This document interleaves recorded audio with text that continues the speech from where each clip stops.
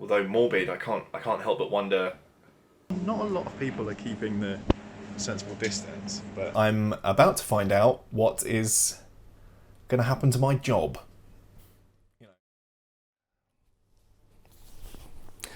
Good morning. Please forgive me looking a bit rough and being in the same t-shirt as yesterday. I just got up. I haven't been out to do the exercise. I haven't showered yet. I just figured I would jump in here and get this done early. Sorry about all of this clutter. I've got loads of kit with me from work that I normally wouldn't have, so I don't have anywhere to put it. So it's just kind of it's a neater pile than it looks from this angle, I can say that much. That Steve head from Minecraft certainly should be upright.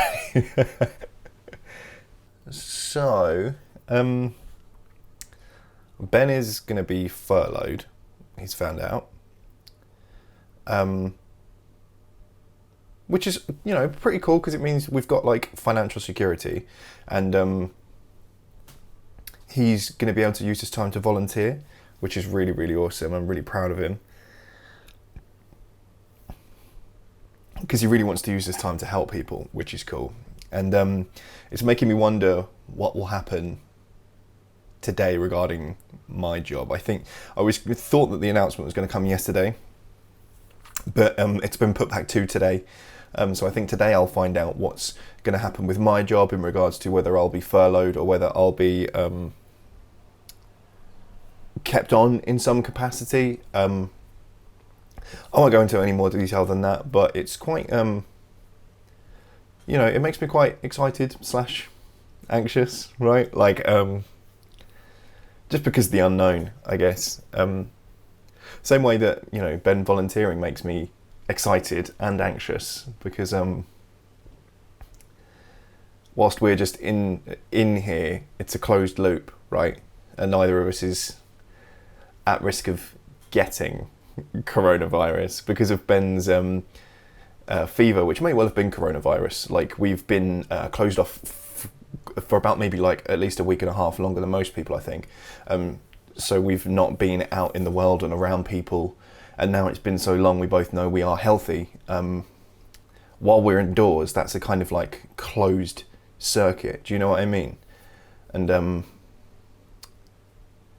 so while it makes me anxious, the idea of him going out into the world where he could maybe get it, I know that he wants to help people, and I'm so proud of that. And as a young, healthy man, he's in a really good position to be able to go out and help people. He's not in a risk category. Do you know what I mean? So it's kind of a little bit of stamping on that anxiety about that. Do you know what I mean? I'm more proud than I am anxious, and my practical brain is winning. Do you know what I mean? I'm glad that he's gonna volunteer. He's gonna find ways to help people, even if it's in the local community or something like that. He's really interested in volunteering for the local MP, which is all so great, so great. I'm so proud of him for being such a self-starter as well. So now that he knows what his employment situation is, he can get out there and get on it. And yeah, that's really cool. Last night the UK did this clap for the NHS thing, and at I think it was 8 p.m. everywhere in the country, everyone, I say everyone, it didn't really happen on our street unfortunately, but people all over the country went out to their front doors and applauded for the NHS and the NHS workers that are giving so much of their time and effort to preparing for the peak of coronavirus and fighting coronavirus now and stuff like that. So that was really cool. It was really heartwarming. Last night we had a video call with loads of our friends as well. We had a couple of drinks and we played some games online. So that was really fun, and it was really good to chat to everyone and stuff like that. And it made me realise how social we normally are. Most weekends we'll see everyone. It's and now it's been, I guess, God, I can't try to think of how the time is staggered. I guess we didn't see people just before, so maybe 3 weekends since we've seen anyone. And you know, we're a really close-knit group of friends. So it was nice, you know, just to have a couple of drinks and play some silly games and stuff. And in the news this morning, I was reading the number of deaths in the UK jumped by over 100 yesterday, which is for the first time. So I think we're still definitely on that like upward ramp, right? Like we're definitely not at the peak yet. But it does say that the comparison is the day before it was only measured in an 8-hour period, and then the following day it was measured in a full 24. So it's not really comparable. But it's, you know, the numbers aren't comparable, but it is what it is. I think at some point today, I'm going to go to the shops as well. There are some things that we need. So what I'll probably do is take a camera along. I'm not going to get anyone's faces in or anything like that, but it would be, you know, just to document the reality of what it's like right now. And maybe once I get back, I'll be able to talk to you guys again about it.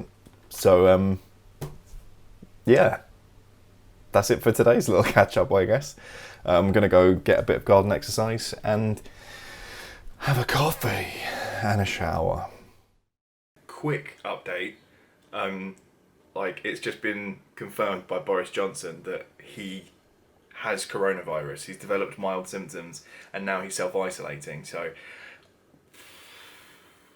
in terms of world leaders, I haven't heard about a lot of them. Apparently Justin Trudeau of Canada was the first, but now, yeah, Boris Johnson is confirmed positive. He's apparently still going to lead the government's response via video conference as we fight this virus. It's pretty interesting, you know, like it's a interesting development. So I guess it'll be very common now that pretty prominent public figures are going to be coming forward as having it. And although morbid, I can't help but wonder how many prominent public figures will lose to it. You know, it's yeah, it's a rough thing to think. So we are back from the supermarket, and it was certainly a interesting experience.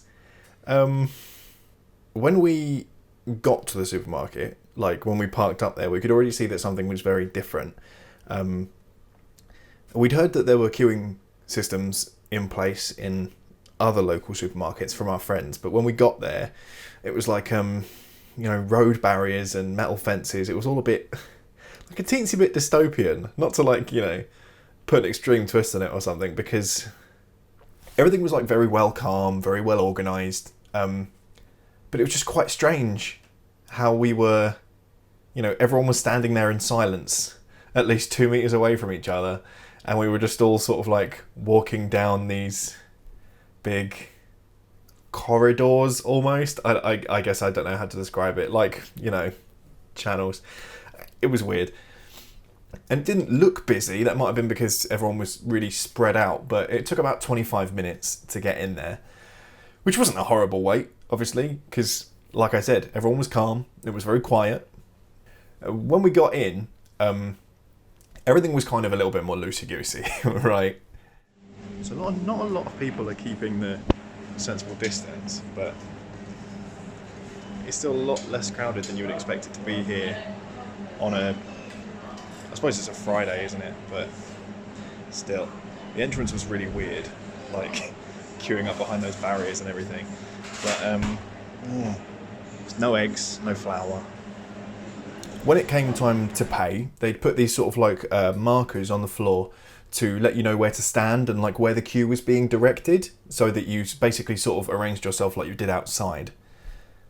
And another thing that I thought, you know, we'd been to that supermarket relatively recently, so they must have reacted quickly. They'd put these guards on every one of the tills so that you basically just like to protect the cashier and to protect you, I guess, from having that close interaction. In reality, like it made me a little bit nervous, but that's probably just because it was different, right? Like, you spend your whole life just being able to come and go as you please, to then sort of being herded a little bit. That's bound to feel different, but I think we're a long way from Mad Max, right? Like, everything was very calm, very organised, and we were doing it because it was sensible. It wasn't, you know... It certainly was a long way from the panic buying and everything. Shelves were pretty well stocked, apart from the things I mentioned in the video, right, when I was in there. Eggs, flour, fresh bread was still, like, you know, pretty well stocked. The bakery at the back and everything. Toilet rolls, funnily enough, like, there were some, but not the big packs. God bless the staff there, because everyone was actually really quite pleasant.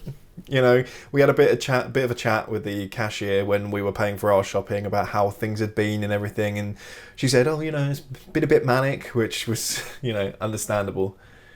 But overall, like, you know, everything's just a bit abnormal at the moment. Do you know what I mean? And I wonder where it's going to go from here. Not from, like, a fear point of view, but just really a genuine interest point of view, right? Things are already so different in such plain ways. I just wonder how things are going to keep changing. But now I have to get on a conference call because I'm about to find out what is going to happen to my job. You know, whether I'm still going to have one. So I'll get back to you when I know more on that. So, I've just been on a call with the company after getting back from the supermarket. And yeah, the entire company is going into hibernation, which means essentially I've been furloughed for at least 2 months, which is good because it means that rather than getting you know, 50% of my hours and 50% of my wage, I'm now going to be being paid 80%.